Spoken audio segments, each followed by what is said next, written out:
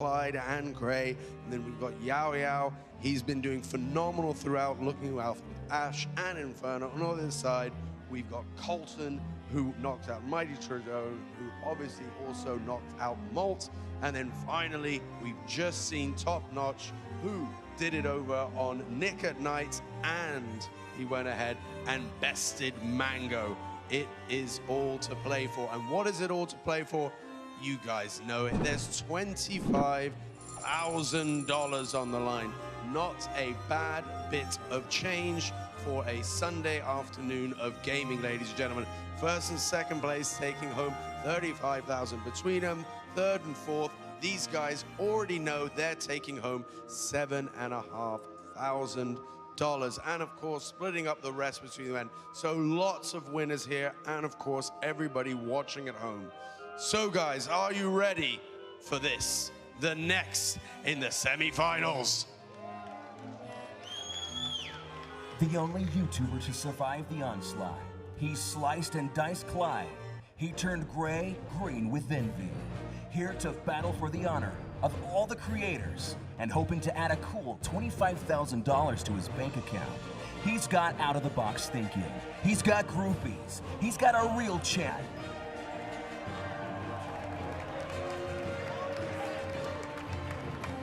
From dawn of the day, this player has been dominant, showing zero motion, but mad strategy and skills. He has been cold and calculated, as the field has been cold from over 300 to now only 4. White shirt, black pants, and all business.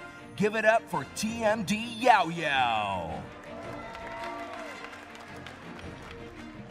Chief Pat versus YaoYao, guys. I'm so excited to see this go underway. And you know, I thought in the Final Four we'd be seeing more dominating players, and I'm not saying that these guys aren't great, but both of them in the round of 8 almost lost. It was on the edge, right? Yeah.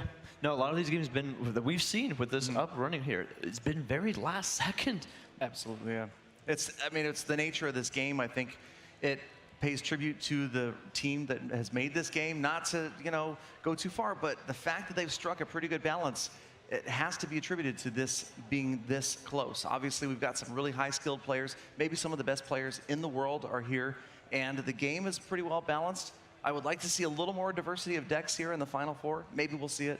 Yeah, but when it comes down to these games, it's going to be down to the absolute right precision of exactly where you're going to be placing your troops here, because one missed second, and it's over. And you guys don't think that luck has any factor in it whatsoever? The first cards you get, you can't choose what you get. That's true. Well, that's very true. True. I mean, the opening hand is luck, and I think that these skilled players, though, can manage it. They can change their playing style. Do they want to rush right away? Do they want to send a couple of cheap elixir cards? And everyone, are you excited? Right. Chief Pat and YaoYao, probably maybe the most anticipated matchup right here to see these two guys. HK Esports represented and the YouTubers represented by it's going to be exciting here. We got ourselves Chief going across the bridge here, just passing right by. Support's going to be the Archers. We got ourselves a Skeleton Army coming across here. Yep, Skeleton Army gets zapped most of it. There's the other Tombstone. So both players running Golem Tombstone. Not a surprise right there. Not indeed, but YaoYao's Golem got there. YaoYao's going to get himself a good significant amount of hits right there on his set. Yep. Golem not known for defense, but check out the supporting units coming in behind. Pat's going to get the Dragon down to slow things down. YaoYao with a thumbs up. And that's just about 1,000 hit points off that tower in that first exchange. Yeah, that's a very positive exchange here for YaoYao, getting himself 1,000. All right, players starting to reset. Here comes YaoYao's Golem already. Pat looks a little tense. Yeah, he's going to hold on here. He's going to wait, maybe shifting a little bit more defensively. Keeping it cool. We got ourselves not dropping his Golem this time. Yeah, so he's going to focus more on trying to shut down YaoYao's push instead. That could be probably the difference of a win here, if done correctly. Yeah, Mega Minion. Musketeer's going to make quick work of the Archers. A lightning spell. Okay. Where's the Tombstone? There it is, just in time. Perfect. Talk about precision. Any later, that Tombstone doesn't stop the Golem. But that log comes into play, though, and that Tombstone still makes it to the tower to give it that damage. Yep. That log perfectly timed. pretty powerful against the Tombstone. Maybe a little bit too much so, I'd say. Yeah, no, absolutely. G-Pat right here was trying his very best to just play the defensive, but still gets an incredible amount of damage on his end, taking his tower down to 410. Yeah, that's amazing. The timing on that log is so critical. That makes such a huge difference. YaoYao not worried about the dragon getting in there. Another goal on this one right on the river. Yep, G-Pat going to start in the back here, but YaoYao's going to be going straight off the bridge here, as you've said, and he's going to be able to take it to the tower. There it goes, the goal got straight to the tower, and that's the end of that tower. Just a couple of shots. Definitely take the tower There it is. That's a tough one right there. So Pat's got 30 seconds left, try to put something together. 30 seconds on the clock here. It's going to be hard to see if he can bring it back here. Yeah. That has to be a successful push right now. Yeah, he's got the miner, but it's not really supported by much of anything else. Lots of defensive units shut down that push. And we're down to the final 20 seconds. YaoYao's got this one in the bag. He did have 1.2 mega minions, but without any support and to connect, 10 seconds left on the clock here. This is going to be definitely a hard game to even bring it back. It's going to be going off on the YaoYao side. So 4 YaoYao's seconds. going to have an advantage. 1-0. And YaoYao's going to change the deck, though, so we'll see. That's right. But, I mean, that was pretty one-sided.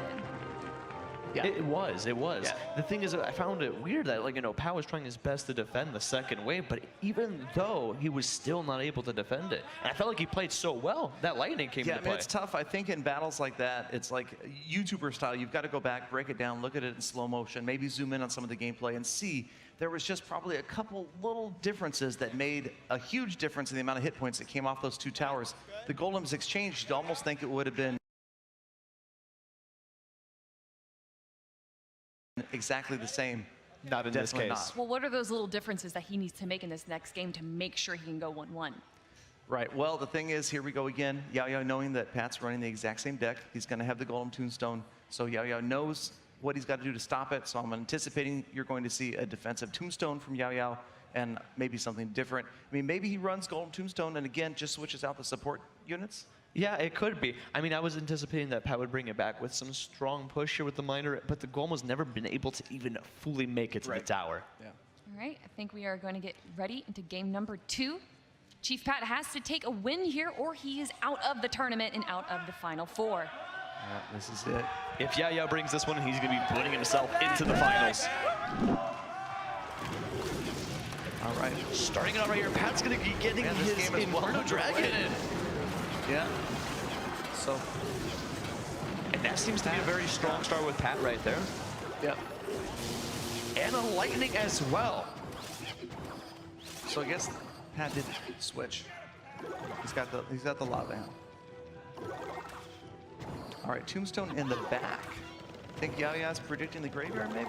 Yeah, I mean, from what we've seen in previous gameplay today, he's been putting it the very back of the base for anticipation, and it's actually been working out very well for him. Well, Pat's made a huge dent on that tower, but here comes the Golem, and it looks like there is not a defensive unit in time to stop it. The Tombstone is behind it. Yeah, if that Mega Minion gets through, though, that's going to be the big problem here. Yeah, Mega Minions take each other down. Golem getting a lot of work done, and that dragon's be getting through right there. Yeah, that dragon, that is going to be tough.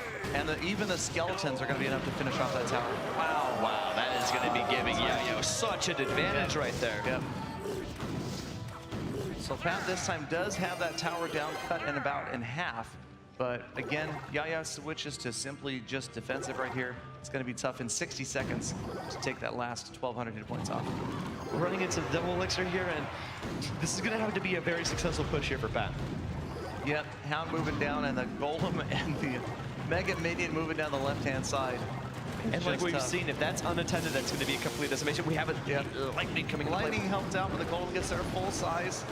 Once again, it's even if Pat does manage to take this tower down on the right, he's going to have to sacrifice so much damage on the left. It's just leaving you so far behind. That dragon needs to be taken out as soon as possible, but that Lava Hound to go ahead and get some successful hits here. Yeah, Hound is going to go after the Tombstone. That Tombstone's keeping it so busy. One more Lava Hound, final 30 seconds. 8:54.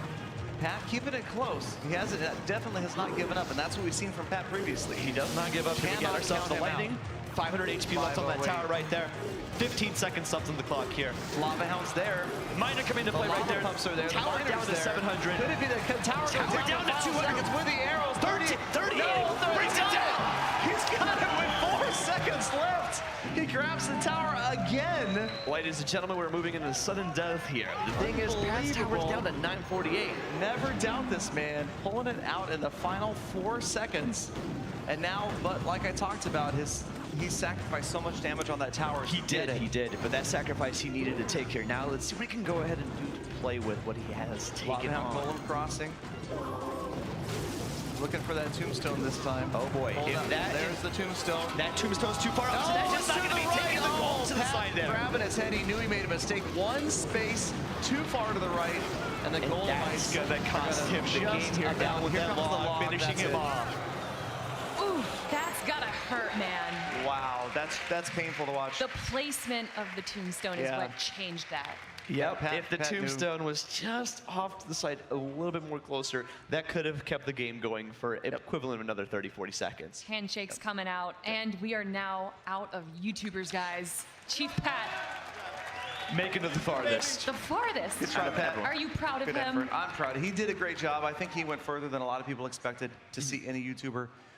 You know, again, I did predict that we would not see a YouTuber win this, and now it looks like that's going to come true. It's true. Just because these guys, again, they played for hours and hours and hours. They are, you know, definitely underrated. Obviously, we've got favorites. The people that are out there have these YouTubers that they want to see win. You watch them make videos every day, and it looks like they're invincible. But Well, that's these usually guys, because they upload the videos of them winning, right? because they never show themselves losing. Yeah, it's true. Yeah, I lost to Chief Pat, but if I won, I don't think I'd be in the video. Huh. Exactly. Think about that. Exactly. So YaoYao is going to be going up against Colton versus Top Notch, or the winner of Colton versus Top Notch. A little bit of a prediction before we get into that?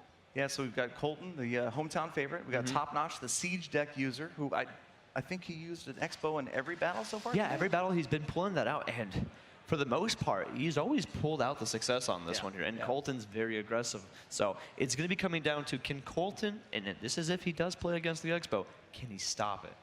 Right. And How would you stop it? a difference. How would I stop it? How would you stop it? Defensive buildings, put an Inferno, drop something like a boulder to keep it busy, and just push it through. Without something like that, this could easily shift pretty quick. My favorite defense for an Expo is try to get an Inferno Tower to lock onto the Expo. That right there is a big key. But again, you also have to play extremely slowly, something that Molt always is reminding us about. You've got to play slow. And if you just get ahead of yourself, you commit too much elixir to a push, Expo goes down and you're in trouble. No, absolutely. It's going to be interesting, but they really have to, like, you know, figure out how they're going to be able to commit their pushes here. I wouldn't be surprised if we do see an Expo. I mean, we're going to find out very soon, guys. But before we get into the final game of the semifinals, let's head back to Sean. Thank you so much, Kelly. I am joined by the wizard himself, Jan. How are you doing, mate? How are you enjoying it? This is such a blast right now, and the last deck that I played was just kind of a deck that I've never used before. I kind of invented it for this tournament, so it was really fun to play. And so what's your opinion of that deck coming out of there, and also looking at what just happened with Chief Pat? Chief Pat had a really tough opponent, and he just knew exactly what to do at every moment, and just his placements were just perfect throughout all the games. So Chief Pat, to take nothing away from him, obviously played a fantastic job, but is YaoYao the unmovable force? Is the one to be reckoned with? He's definitely unstoppable. I think he might even be the winner of this tournament.